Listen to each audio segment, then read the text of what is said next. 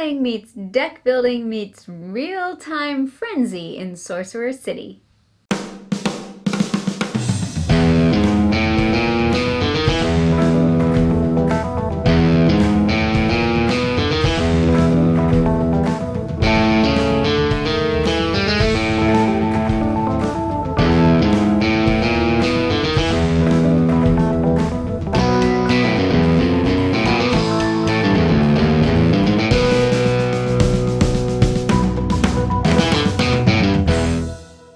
Thanks for joining me at Tantrum House Studio D. I'm Melissa Delp. Sorcerer City is a tile-laying game for 1 to 5 players that plays in about 45 minutes to an hour. It's designed by Scott Caputo and published by Druid City Games and Skybound Games. They sent us this copy to review. And here's a quick look at the components. There's a game trace insert, hundreds of tiles, some cards, a sand timer. There are progress boards for the players and boards for the influence, rewards, and market. And this is the deluxe edition, so it has metal prestige instead of cardboard, miniatures for the score trackers instead of wooden pieces, a plastic top cover, collectible coin, and a few extra monsters and artifacts. In Sorcerer City, each player is building their own city district by drawing tiles and placing them. The game is played over 5 years, which are 5 rounds, and each round has several phases. The interesting thing, though, is that at the end of each round, you're going to destroy your city and then rebuild it in the next round. Each player has a starting set of tiles. The sets are exactly the same for each player. In the first phase of each round, the prepare phase, you shuffle your tiles into a face-down stack. During the build phase, players have a set amount of time, usually 2 minutes, to simultaneously build their districts. You do that by drawing the top tile of your stack and placing it in your district. Each tile you place has to connect to another tile in your district. Once time runs out, you go to the score phase. Certain tiles in your district will have shields that show the requirement for scoring, usually for having certain colors of tiles connected or by having other shields on nearby tiles. You'll track magic, influence, money, and prestige. Before you move on to the next phase, players will secretly choose what they want to change their magic into and then simultaneously reveal the result. Your standings on certain tracks will have implications in the following phases. Next, you move to the influence and buy phase. Whoever is highest on the red influence track receives both rewards for the current year, the prestige, which counts as points, and the benefit on the card. Then that player can buy up to 2 tiles from the market using the money shown on their scoreboard. You continue this phase in order of influence. The influence board details what each person gets. The 5th phase is the prestige phase. Players collect prestige tokens equal to their prestige level. Then it's time for cleanup. Each player gets a monster tile and you dismantle your district, getting ready to shuffle all the tiles in for the next prepare phase.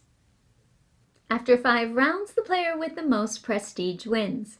Now, normally I don't really like real-time games that you have to be really quick with, but this one I actually really enjoyed, and I think part of the reason is because I can focus on my own city. I don't have to be looking at everyone else and trying to be quick enough to grab something before someone else gets it. I can basically focus on my own tiles in my own city. Now in the first round or 2, it's pretty easy to get all of your tiles out within the 2 minutes that's suggested for the normal game. But as the rounds keep going and your stack of tiles gets higher and you're getting tiles with special abilities and monsters with penalties, it gets harder to get through those tiles. By rounds 4 and 5, usually I have several tiles still left in my stack that I just haven't gotten to. The monster tiles have special effects, usually bad ones, that you have to deal with. At what point you draw them can impact how damaging they are. The gelatinous cube removes a shield from your district, but if you draw it before you've placed any shields, there's no penalty.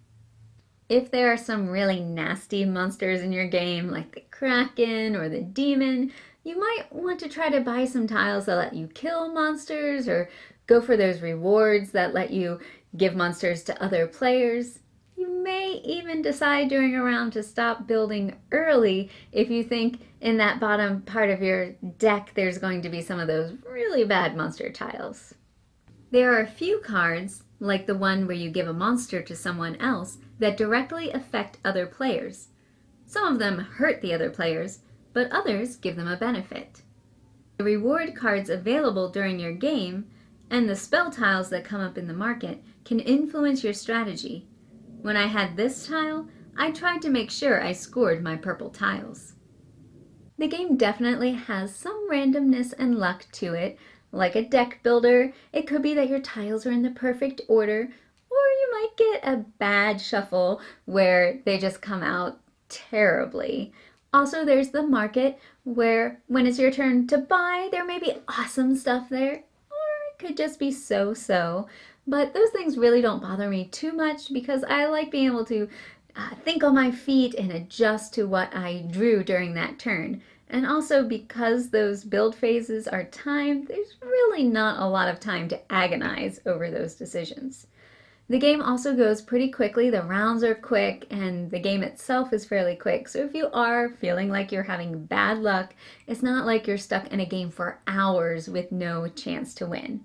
And there is actually a catch-up mechanism where if you gained the least amount of prestige that round, you get a free tile. I just need to praise these prestige coins for a moment. How they interlock is super cool. And it works great because these are points, not currency that you have to spend. These are part of the Kickstarter Deluxe version, but I think they're also available to purchase separately. If you'd like to upgrade your games, I highly recommend these. I really enjoyed my plays of Sorcerer City. Now I do love tile laying games, and I've also enjoyed several of Scott's other designs, Whistle Stop and 100 Tory. Before I played though, I was a little concerned about that real-time aspect, but I think it works really well for this game. You don't have a lot of time to think about things. You have to make the best of what you can with what you have. And I have been told I have a little bit of AP before, so this helps keep the game moving along for other people. Although I must say, sometimes it can be a little frustrating if that awesome tile you bought last round is stuck on the bottom and it never comes out. The magic resource is one of my favorite things. It can bring an almost bluffing element to the game. I'm winning on the influence track, but Kevin could pass me. Do I turn my magic into more influence to make sure I'm highest, or do I gamble and turn it into points or money?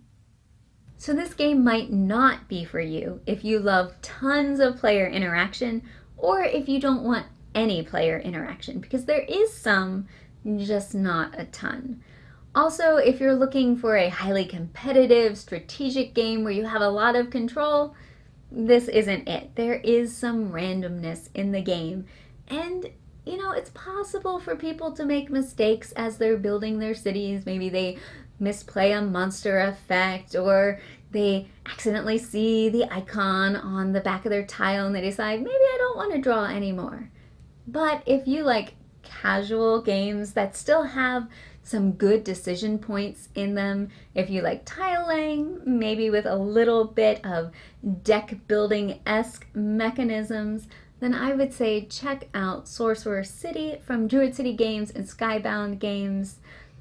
Honestly, if I had played this in 2019 when it first came out, this, I'm pretty sure, probably would have ended up in my top 10 games of 2019. Well, thanks for watching. Please like and subscribe.